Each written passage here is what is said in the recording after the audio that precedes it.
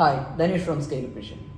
നിങ്ങൾ നിങ്ങളുടെ ബിസിനസ്സിനെ നെക്സ്റ്റ് ലെവലിലേക്ക് സ്കെയിലപ്പ് ചെയ്ത് വലിയൊരു ബിസിനസ് സാമ്രാജ്യമാക്കി മാറ്റണമെന്ന് ആഗ്രഹിക്കുന്ന ഒരാളാണോ? ആണെങ്കിൽ നിങ്ങൾക്കുള്ളതാണ് ഈ video. Scale-up Mission is a business management consulting firm. We do support various organizations to scale their business. It may be in terms of revenue or adding new products or services to their business, or it may be expansion to various cities or various countries. നിങ്ങൾ ഏതെങ്കിലും തരത്തിൽ നിങ്ങളുടെ business next ലെവലിലേക്ക് scale ചെയ്യുന്നതിന് struggle ചെയ്യുന്നുണ്ടോ അല്ലെങ്കിൽ സ്റ്റക്കായി നിൽക്കുന്നുണ്ടോ? Don't worry, I can help you. I can give you a story, I can give a solution.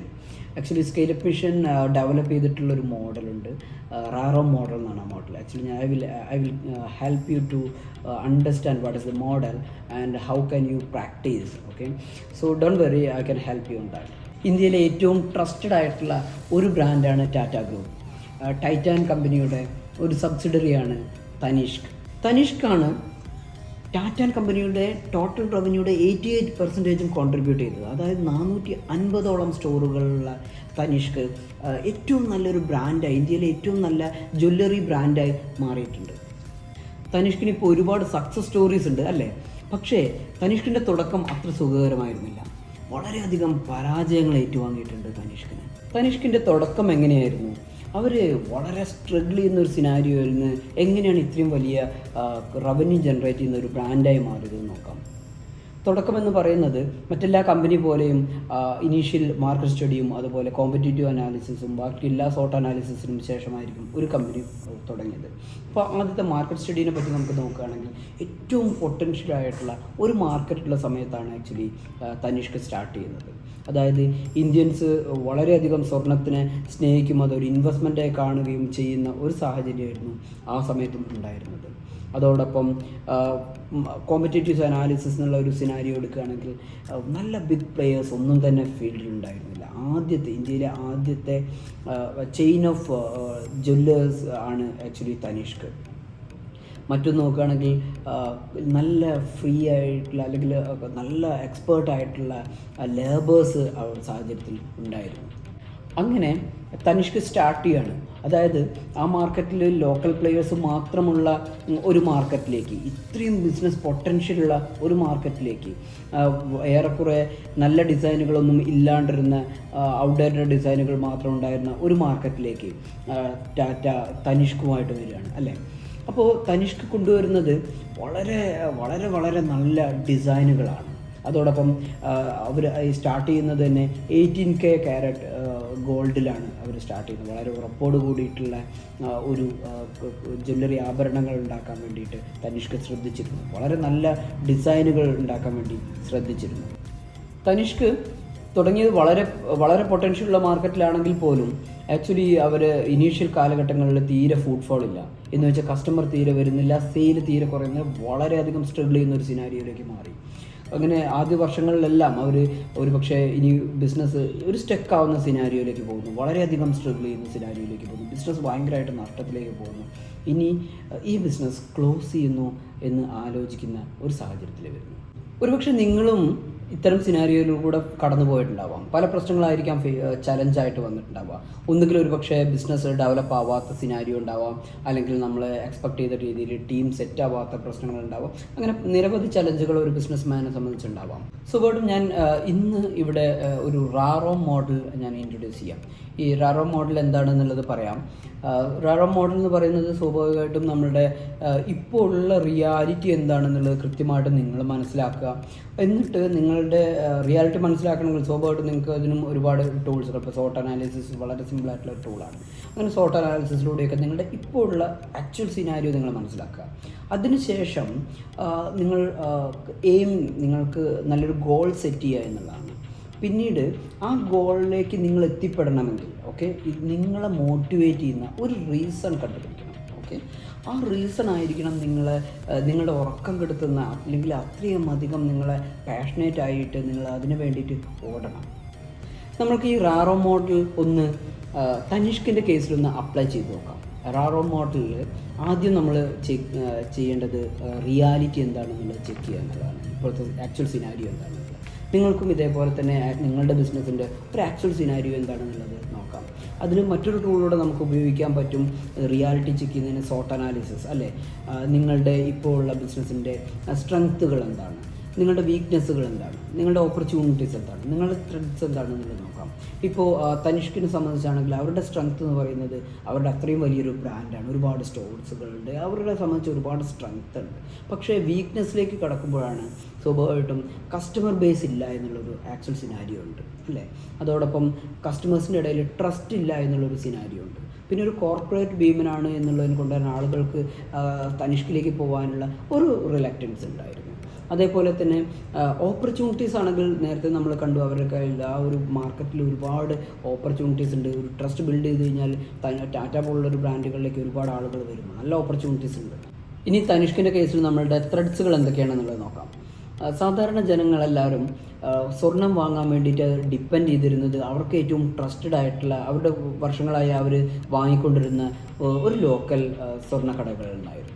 ഒരു വലിയ ഭീമൻ കമ്പനികളിലേക്ക് അവർക്ക് ട്രസ്റ്റ് ഇല്ലാഞ്ഞിട്ടായിരിക്കാം, അല്ലെങ്കിൽ പല ഫാക്ടേഴ്സുകൾ കൊണ്ടായിരിക്കാം അവർ വരാൻ തീരെ താല്പര്യം പ്രകടിച്ചിട്ടുണ്ടായിരുന്നില്ല. A for aim, കൃത്യമായിട്ടുള്ള ഒരു എയിം സെറ്റ് ചെയ്യുക എന്നുള്ളതാണ് നെക്സ്റ്റ് ഫാക്ടർ. ഇപ്പോൾ നിങ്ങളുടെ ബിസിനസ് ഡെവലപ്പ് ചെയ്യണമെങ്കിലും നിങ്ങൾക്ക് കൃത്യമായിട്ടുള്ള ഒരു എയിം ഉണ്ടാവും അല്ലേ. തനിഷ്കിന് വളരെ ക്ലാരിറ്റി ഉള്ള ഒരു എയിം ഉണ്ടായിരുന്നു, ഏറ്റവും നല്ലൊരു ബ്രാൻഡായി മാറുക എന്നുള്ളത്. റീസൺസ് ആക്ച്വലി രണ്ട് തരം റീസൺസ് ആണുള്ളത്. ഒന്ന് റിയാലിറ്റിയിലേക്ക് നിങ്ങളെ എത്തിച്ചിട്ടുള്ള കാരണങ്ങളാണ്. ഒരു കാരണം സ്വാഭാവികമായിട്ടും തനിഷ്ക് ചിന്തിച്ചിരുന്നത് തനിഷ്കിൻ്റെ ഷൂസിൽ നിന്നുകൊണ്ടാണ്. ആക്ച്വലി കസ്റ്റമറുടെ ഭാഗത്തു നിന്ന് ചിന്തിക്കുകയാണെങ്കിൽ കസ്റ്റമർക്ക് വേണ്ടത് എന്തൊക്കെയാണെന്ന് ചിന്തിച്ചിരുന്നെങ്കിൽ കുറച്ചുകൂടെ മാറ്റം വരുത്തുമായിരുന്നു. അതുതന്നെയാണ് ഒന്ന്.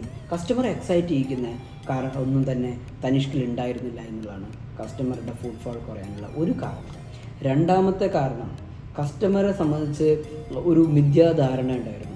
അതായത് അവർ സ്ഥിരമായിട്ട് സ്വർണം വാങ്ങിക്കൊണ്ടിരിക്കുന്ന അവരുടെ ലോക്കലായിട്ടുള്ള ജ്വല്ലറി വളരെയധികം ട്രസ്റ്റഡ് ആണ്, വളരെ പ്യൂരിറ്റി ആയിട്ടുള്ള നല്ല ക്വാളിറ്റിയുള്ള ഗോൾഡാണ് തരുന്നത് എന്നുള്ളത്. ഇത് ആക്ച്വലി തനിഷ്ക് റിസർച്ചിൽ മനസ്സിലാക്കിയിട്ടുണ്ട്, ഇത് ഫേക്ക് ആണ്, ഇതിലെല്ലാം കുറച്ചുകൂടെ ഇമ്പ്യൂരിറ്റീസ് ഉണ്ട് എന്നുള്ളതെല്ലാം മനസ്സിലാക്കിയിരുന്നു. അതുകൊണ്ട് പക്ഷേ അത് കസ്റ്റമറെ സംബന്ധിച്ചില്ല, കസ്റ്റമർക്ക് സംബന്ധിച്ച് ആ ധാരണയില്ല. സെക്കൻഡ് റീസൺ എന്നുള്ളത് നിങ്ങൾ എന്തിനു വേണ്ടിയിട്ടാണോ നിങ്ങൾ എയിമിലെത്തുന്നത് എന്നുള്ളതാണ്. അതായത് നിങ്ങളെ മോട്ടിവേറ്റ് ചെയ്യുന്ന, അല്ലെങ്കിൽ നിങ്ങൾ എന്തിനു വേണ്ടിയിട്ടാണ് നിങ്ങൾ ബിസിനസ് ചെയ്യുന്നത് എന്നുള്ള ഒരു ഫാക്ടർ ഉണ്ടാവും. പലരും പൈസയ്ക്ക് വേണ്ടിയിട്ടായിരിക്കാം, മറ്റു പലരാണെങ്കിൽ പ്രശസ്തിക്ക് വേണ്ടിയിട്ടായിരിക്കാം, മറ്റു ചിലരാണെങ്കിൽ ഭാവി തലമുറയ്ക്ക് വേണ്ടിയിട്ടായിരിക്കാം, അല്ലെങ്കിൽ സൊസൈറ്റിക്ക് എന്തെങ്കിലും കോൺട്രിബ്യൂട്ട് ചെയ്യണം എന്നുള്ള രീതിയിലായിരിക്കാം. പല ആളുകൾ മോട്ടിവേറ്റ് ചെയ്യുന്ന പല ഫാക്ടേഴ്സ് ഉണ്ട്. ആ ഫാക്ടറാണ്, ആ നിങ്ങളെ മോട്ടിവേറ്റ് ചെയ്യുന്ന ഫാക്ടറാണ് സെക്കൻഡ് റീസൺ. നിങ്ങൾ എന്തിനു വേണ്ടി ബിസിനസ് ചെയ്യണം അത് നിങ്ങൾ നോട്ട് ഡൗൺ ചെയ്യുക. ഓഫർ ഓപ്ഷൻസ്, ആക്ച്വലി നിങ്ങളുടെ എയിമിലേക്ക് നിങ്ങൾ എങ്ങനെ എത്തിപ്പെടുന്നു, നിങ്ങളുടെ മാർഗ്ഗങ്ങൾ എന്ത് എന്നുള്ളതാണ് സ്വാഭാവികമായിട്ട് നമ്മളിവിടെ ലിസ്റ്റ് ചെയ്യാൻ പോകുന്നത്. നിങ്ങളുടെ ബിസിനസ് മാത്രമല്ല, ഏത് ബിസിനസ് ആണെങ്കിലും ശരി, അവിടെയുള്ള സൊല്യൂഷൻസാണ് ഫാക്ടേഴ്സ്. അപ്പോൾ തനിഷ്കിൻ്റെ കേസിൽ നമുക്ക് നോക്കാം. തനിഷ്ക് ആക്ച്വലി രണ്ട് ബുദ്ധിമുട്ടുകളായിരുന്നു ഉണ്ടായിരുന്നത് അല്ലേ. ഒന്ന്, കസ്റ്റമറുടെ എണ്ണം കുറവാണെന്നുള്ളത്. രണ്ട്, കസ്റ്റമറുടെ ട്രസ്റ്റ് കുറവാണെന്നുള്ളത്. ഇതിൽ എങ്ങനെ നമുക്ക് ഇതിൻ്റെ സൊല്യൂഷൻ കണ്ടു എന്നുള്ളത് നോക്കാം. ടെക്നോളജി ഇൻ്റഗ്രേഷൻ ഏത് ബിസിനസ്സിനും നെക്സ്റ്റ് ലെവലിലേക്ക് സ്കെയിലപ്പ് ചെയ്യുക എന്നുള്ളതിൽ വലിയ പങ്ക് വഹിക്കുന്ന ഒരു ഒന്നാണ്. ഈ തനിഷ്കിൻ്റെ കേസിലാണെങ്കിൽ അവർ ടെക്നോളജി കൊണ്ടുവന്നത്, അവർ സ്വിറ്റ്സർലാൻഡിൽ നിന്നും ഒരു പ്രോഡക്റ്റ് കൊണ്ടുവന്നു. അതായത് കാരറ്റ് മീറ്റർ കൊണ്ടുവന്നിട്ട് അവർ എല്ലാ സ്റ്റോറുകളിലും അവർ ഇൻസ്റ്റാൾ ചെയ്തു. അവിടെ ഇംപ്യൂറായിട്ടുള്ള ഗോൾഡുകളെ വളരെ വ്യക്തമായിട്ട് അവർക്ക് ഐഡൻറ്റിഫൈ ചെയ്യാൻ പറ്റി. അതുകൊണ്ട് തന്നെ അവരവിടെ വലിയ ക്യാമ്പയിൻ, എല്ലാ സ്റ്റോറുകളിലും വലിയ ക്യാമ്പയിനുകൾ ചെയ്തു. നിങ്ങളുടെ ഗോൾഡിൻ്റെ പ്യൂരിറ്റി നിങ്ങൾക്ക് ഫ്രീ ആയിട്ട് ചെക്ക് ചെയ്യാമെന്നുള്ള രീതിയിലുള്ള ക്യാമ്പയിനുകൾ നടത്തി. ഓരോ വീട്ടിലും അവരുടെ സമ്പാദ്യമായി കണ്ടിട്ടുള്ള ഗോൾഡ് അവർ ഈ തനിഷ്കിലേക്ക് കൊണ്ടുവരും, അവരുടെ പ്യൂരിറ്റി ചെക്ക് ചെയ്യുകയും ചെയ്തു. ചെക്ക് ചെയ്തപ്പോഴാണ് അവർ കാര്യങ്ങൾ മനസ്സിലാകുന്നത്. അവർ ഇത്രയും കാലം ട്രസ്റ്റ് ചെയ്തിട്ടുള്ള ജ്വല്ലറികൾ അവരെ പറ്റിക്കുകയായിരുന്നു എന്നുള്ളത്. അതായത് വളരെ അധികം ഇമ്പ്യൂരിറ്റീസ് ആഡ് ചെയ്തിട്ടായിരുന്നു അവർക്ക് ഗോൾഡ് കിട്ടിയിരുന്നത് എന്നുള്ള ഒരു ഫാക്ടർ അവർ മനസ്സിലാക്കി. അതോട് കൂടിയിട്ട് വീണ്ടും തനിഷ്ക് മറ്റൊരു ക്യാമ്പയിനോടെ കൊണ്ടുവന്നു. ഒന്ന്, നിങ്ങൾക്ക് ആ ഗോൾഡ് എന്തും ആവട്ടെ അതിന് പകരം നിങ്ങൾക്ക് പുതിയ ഗോൾഡ് എടുക്കാം. നിങ്ങൾക്ക് വളരെ പ്യൂരിറ്റി ഉള്ള വളരെ ക്വാളിറ്റി ഉള്ള ഗോൾഡ് വളരെ നല്ല ഡിസൈനോട് കൂടി എടുക്കാം എന്നുള്ളൊരു ക്യാമ്പയിൻ കൊണ്ടുവന്നു. അത് ആക്ച്വലി ഗെയിം ചേഞ്ചിങ് ഇവൻ്റ് ആയിരുന്നു. മറ്റൊന്ന് പ്രൈസ് ടാഗ് കൊണ്ടുവന്നതും ആളുകളിലേക്ക് വളരെയധികം ട്രസ്റ്റ് ബിൽഡ് ചെയ്യാൻ പറ്റി. ഇനീഷ്യൽ സമയത്ത് തനിഷ്ക് കോൺസെൻട്രേറ്റ് ചെയ്തിരുന്നത് 18K ഗോൾഡായിരുന്നു, കുറച്ചുകൂടെ ഹാർഡ്നെസ് ഉള്ള ഗോൾഡാണ് എന്നുള്ളതാണ്. പക്ഷേ കസ്റ്റമറുടെ റിക്വയർമെൻറ്റ് മറ്റൊന്നാണ് എന്ന് മനസ്സിലാക്കിയിട്ട് കസ്റ്റമറുടെ ടേസ്റ്റ് അനുസരിച്ച് സഞ്ചരിക്കാൻ തനിഷ്ക് തീരുമാനിച്ചു. ഇതാണ് ആക്ച്വലി തനിഷ്കിനെ സംബന്ധിച്ച് വളരെയധികം നേട്ടങ്ങളിലേക്ക് മാറ്റി ചിന്തിച്ചത്. കസ്റ്റമർക്ക് എന്ത് വേണം, അങ്ങനെ കസ്റ്റമറുടെ ഭാഗത്തു നിന്ന് ചിന്തിക്കുമ്പോഴാണ് എപ്പോഴും ബിസിനസ് ജനറേറ്റ് ചെയ്യുക. അല്ലാണ്ട് നിങ്ങളുടെ കയ്യിൽ എന്ത് സൊല്യൂഷൻ ഉണ്ട് അത് കൊടുക്കുന്നതിനേക്കാൾ കസ്റ്റമർക്ക് എന്താണോ വേണ്ടത് അതാണ് നിങ്ങൾ കൊടുക്കേണ്ടത്. ഓക്കെ, സ്വാഭാവികമായിട്ടും സൊല്യൂഷൻ കാണുക എന്നുള്ളത്, അതായത് നിങ്ങളുടെ ഇപ്പോൾ ഉള്ള റിയാലിറ്റിൻ്റെ റീസൺസ് കണ്ടിട്ട് അതിൽ കൃത്യമായിട്ടുള്ള സൊല്യൂഷൻസ് കാണുക, സൊല്യൂഷൻസ് നിങ്ങൾ നോട്ട് ചെയ്ത് വെക്കുക. അതിനുശേഷം നിങ്ങളൊരു milestone, milestone right. അപ്പോൾ ഈ മൈൽ സ്റ്റോൺ എന്താണെന്നുള്ളത് നിങ്ങൾ എഴുതുക. നിങ്ങൾ ഓരോ സാഹചര്യത്തിലും നെക്സ്റ്റ് ഒരു 6 മാസം കൊണ്ട് നിങ്ങൾ എന്തൊക്കെ അച്ചീവ് ചെയ്യും, നെക്സ്റ്റ് 1 ഇയറിലേക്ക് നിങ്ങൾ എന്തൊക്കെ അച്ചീവ് ചെയ്യുമ്പോൾ, അങ്ങനെ സ്റ്റെപ്പ് ബൈ സ്റ്റെപ്പ് ആയിട്ടുള്ള ഗ്രോത്തിന് വേണ്ടിയിട്ട് നിങ്ങൾ സ്ട്രാറ്റജി ബിൽഡ് ചെയ്യുക. ആ ബിൽഡ് ചെയ്യുന്ന സ്ട്രാറ്റജി കൃത്യമായിട്ട് ഇംപ്ലിമെൻറ്റ് ചെയ്യുക. ഓക്കെ, ഇതാണ് സ്വാഭാവികമായിട്ടും മൈൽ സ്റ്റോൺ. ഇപ്പോൾ നമ്മൾ തനിഷ്കിനെ സംബന്ധിച്ചും ആദ്യം ഈ ട്രസ്റ്റ് ബിൽഡ് ചെയ്യാനുള്ള ഒരു കാര്യങ്ങളായിരുന്നു. ഞാൻ നേരത്തെ പറഞ്ഞ കാരറ്റ് മീറ്റർ ഇൻട്രൊഡ്യൂസ് ചെയ്തു എന്നുള്ളത്, പല ക്യാമ്പയിനുകൾ കൊണ്ടുവരുന്നത് എന്നുള്ളത്, അതവർക്ക് കൃത്യമായിട്ട് ചെയ്യാൻ പറ്റി. വളരെ രീതിയിൽ ബിസിനസ് വളരെ ഫ്ലറിഷ് ആവാൻ തുടങ്ങി.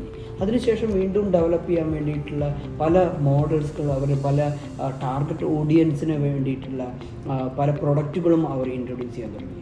ഒരുപക്ഷെ തനിഷ്ക് പോലുള്ള വലിയ കോർപ്പറേറ്റ് കമ്പനികളാകുമ്പം സാധാരണക്കാരായിട്ടുള്ള അല്ലെങ്കിൽ ബിലോ മിഡിൽ ക്ലാസ് എന്ന് പറയുന്ന ഒരു സെഗ്മെൻറ്റ് ഉണ്ടാവും, അല്ലെങ്കിൽ മിഡിൽ ക്ലാസ് എന്ന് പറയുന്ന ഒരു സെഗ്മെൻറ്റ് ഉണ്ടാവും. അപ്പോൾ ഓരോ സെഗ്മെൻറ്റിലേക്ക് വേണ്ടിയിട്ടും അവർ പുതിയ പ്രൊഡക്റ്റുകൾ ഇൻട്രൊഡ്യൂസ് ചെയ്യാൻ തുടങ്ങി. അതേപോലെ അപ്പർ ക്ലാസ്സിലേക്ക് വേണ്ടിയിട്ടുള്ള പ്രൊഡക്റ്റുകൾ ഇൻട്രൊഡ്യൂസ് ചെയ്യാൻ തുടങ്ങി. അതിലൊന്നാണ് നിയ കളക്ഷൻസ്. ഈ നിയ കളക്ഷൻസ് എന്ന് പറയുന്നത് ഭയങ്കര വലിയ തരം ജ്വല്ലറികളല്ല, വെറും 4000 രൂപയുടെ താഴെ സ്റ്റാർട്ട് ചെയ്യുന്ന ജ്വല്ലറികളാണ്.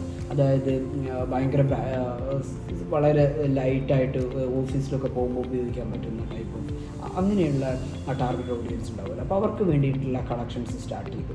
അതിനുശേഷം കുറച്ചുകൂടെ പ്രൈം കസ്റ്റമറെ ഫോക്കസ് ചെയ്തിട്ടുള്ള മറ്റൊരു കളക്ഷൻസ് അവർ തുടങ്ങിയിട്ടുണ്ടായിരുന്നു. അതാണ് സോയ കളക്ഷൻസ്. അതായത് 70,000 രൂപയിൽ മേലോട്ടാണ് ആ ഒരു പ്രോഡക്റ്റ് റേഞ്ച് ഉള്ളത്. അതായത് കുറച്ചുകൂടെ പ്രീമിയം കാറ്റഗറീനെ ഉദ്ദേശിച്ചുകൊണ്ടുള്ളൊരു പ്രോഡക്റ്റ്സ് ആയിരുന്നു അത്. അത്തരം അങ്ങനെ അതിനുശേഷം അവർ ബ്രൈഡൽ കളക്ഷൻ അങ്ങനെ തുടങ്ങിയിട്ട് ഓരോരോ ടാർഗറ്റ് ഓഡിയൻസിനുള്ള ഡിഫറെൻറ്റ് പ്രോഡക്ട്സുകൾ അവർ ഇൻട്രൊഡ്യൂസ് ചെയ്യാൻ തുടങ്ങി. അങ്ങനെ ബിസിനസ് ഗ്രാജ്വലി വളരെ താഴെ കിടന്നിരുന്ന ബിസിനസ് പല ഘട്ടങ്ങളായിട്ട് ഇന്ന് ഇന്ത്യൻ വിപണിയിൽ ഫാഷൻ രംഗത്ത് ഏറ്റവും നല്ലൊരു ബ്രാൻഡായിട്ട് ഈ തനിഷ്കിനെ മാറാൻ പറ്റിയിട്ടുണ്ട്. ഇതേപോലെ നിങ്ങളുടെ ബിസിനസ്സിനും നിങ്ങൾക്ക് കൃത്യമായിട്ടുള്ള ഒരു സ്ട്രാറ്റജി ബിൽഡ് ചെയ്യുക, കൃത്യമായിട്ടുള്ള മൈൽ സ്റ്റോണുകൾ ബിൽഡ് ചെയ്യുക, അതിന് വേണ്ടിയിട്ടുള്ള ആക്ഷൻ പ്ലാനുകൾ ഉണ്ടാക്കുക, പല ടാസ്കുകൾ ഉണ്ടാക്കുക, അത് കൃത്യമായിട്ട് ഡെലിഗേറ്റ് ചെയ്യുക, എന്നിട്ട് നല്ല രീതിയിൽ അതിനെ ഓപ്പറേഷണലി നിങ്ങൾ എക്സിക്യൂട്ട് ചെയ്യുക. നിങ്ങൾക്ക് ഒരു നല്ല ബ്രാൻഡ് കെട്ടിപ്പടുക്കാൻ പറ്റും, നല്ലൊരു ബിസിനസ് കെട്ടിപ്പടുക്കാൻ പറ്റും. Wish you all the best.